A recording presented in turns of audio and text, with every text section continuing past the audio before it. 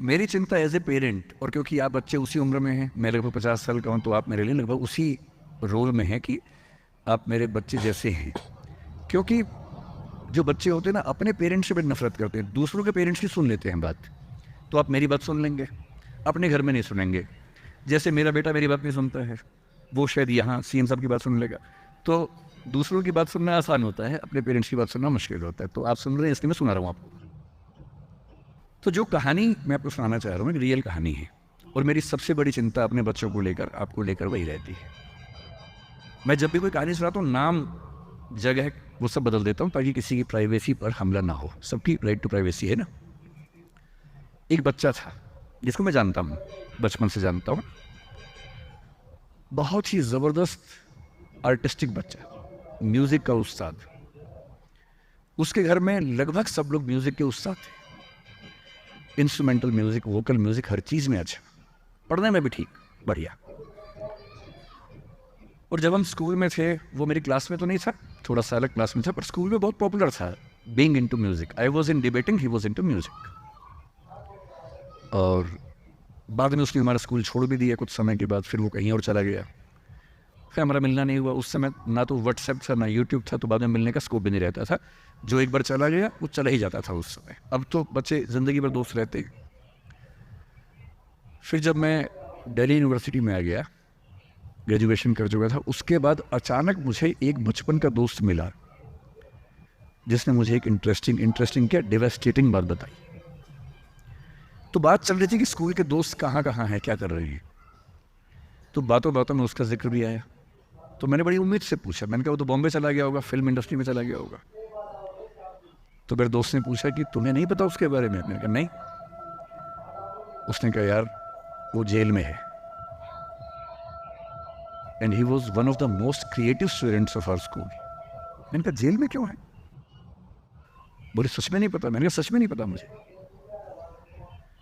बोले वो ग्रेजुएशन करने के लिए जब गया, तो पता नहीं क्या हुआ, उसकी थोड़ी संगति खराब हो गई। बैड कंपनी जिसको हम बोलते हैं, जो इस उम्र में अच्छी लगती है, वही वाली। तो कॉलेज लाइफ में थोड़ी बहुत बैड कंपनी सबकी होती ही है, हल्की फुल्की होती है, एक सामान्य बात है। अच्छा, बच्चा बच्चा ना रहे, ये भी तो अच्छी बात नहीं है ना। थोड़ा बचपन तो जीना भी चाहिए, थोड़ा शरारतें करनी भी चाहिए। पर किसी किसी का दुर्भाग्य होता है कि ज़्यादा हो जाता है, उसके साथ ऐसा हुआ। उस सब प्रोसेस में उसको ड्रग्स की आदत लग गई। और ड्रग्स की आदत, ड्रग्स एक ऐसी चीज़ है, एडिक्शन ऐसी चीज़ है कि उसमें वन वे रास्ता होता है, टू वे नहीं होता है। आप जा सकते हैं, वापस नहीं आ सकते। मतलब 1000 लोग जाएंगे तो उनमें से एक आध वापस आएगा, वो भी इतने मुश्किलों से जो ऑलमोस्ट इम्पॉसिबल है। I have seen many such cases. Social welfare department से मेरे कई दोस्त ऑफिसर से, तो मैं उनसे जब पूछता हूँ, बताते हैं मैंने ऐसे लोगों को देखा है 10-10 साल से स्ट्रगल कर रहे हैं एडिक्शन से बाहर आने की, नहीं आ पा रहे, खत्म हो गए हैं। उस बच्चे को ड्रग्स की आदत पड़ गई कॉलेज में जाके, पेरेंट्स को पता ही नहीं था। तो जब पेरेंट्स को भनक लगी, तो उसको दबाव बनाया कि तुम घर आ जाओ। अब वो जिस कंपनी में था, दोस्तों वाली कंपनी में, वहाँ अब ड्रग्स बहुत महंगे होते थे, पैसे घर से बहुत कम आते थे, जितने पैसे एक मिडिल क्लास फैमिली दे सकती है। अब वो घर से ज़्यादा पैसे मांगने लगा, पैसे मिलते नहीं थे। उसको अपने ही घर के लोगों पर गुस्सा आने लगा। तो एक बार वो अपने घर आया हुआ था छुट्टियों में, और वहाँ भी वो कुछ कुछ करता रहता था। उसके पेरेंट्स ने उसको बहुत समझाया कि बेटा ऐसा मत। और एक दिन इस बात पे झगड़ा बढ़ गया। भाई, आप पेरेंट्स की चिंता समझेंगे आज से 30 साल बाद, जब आपके बच्चे इस एज में होंगे ना, आपकी नानी मर जाएगी उस समय। नानी मरना एक मुहावरा है, इसका मतलब बहुत चिंता में रहेंगे उस समय आप।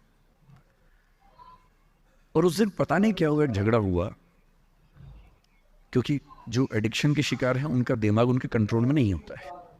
यहाँ तक कि जो ड्रिंक करते हैं, ड्रिंक एक लेवल से ज़्यादा कर लें तो दिमाग कंट्रोल से बाहर निकलने लगता है। ड्रग्स में तो ये एलिमेंट बहुत ज़्यादा होता है। और आधी रात को उसने क्या किया, उसने अपनी फैमिली के 5 लोगों का मर्डर कर दिया। मर्डर। उसने खाने में जहर मिलाया, लगभग सब लोग उससे मर गए। एक मेंबर नहीं मरा क्योंकि उसने खाना खाया नहीं उस दिन, तो उसको उसने अलग से मारा। और ये बात है जब उसकी उम्र लगभग 17-18 साल की थी, या 19 के आसपास रहा होगा। उसके बाद वो जेल गया। मुझे उसके बाद से पता ही नहीं कि क्या हुआ, फांसी हुई या उम्र कैद हुई या क्या हुआ, ना तो मुझे पता है ना मैं इंटरेस्टेड हूँ जानने में। मैं उसका नाम हम सब जानता हूँ, एंड एक दो क्लास स्कूल में ऐसी थी कि वो हम आसपास थे, जानते थे, पहचानते थे एक दूसरे को। मेरी सबसे बड़ी चिंता ये होती है बच्चों को लेकर कि किसी भी गलती से वो ड्रग्स में ना चले जाए।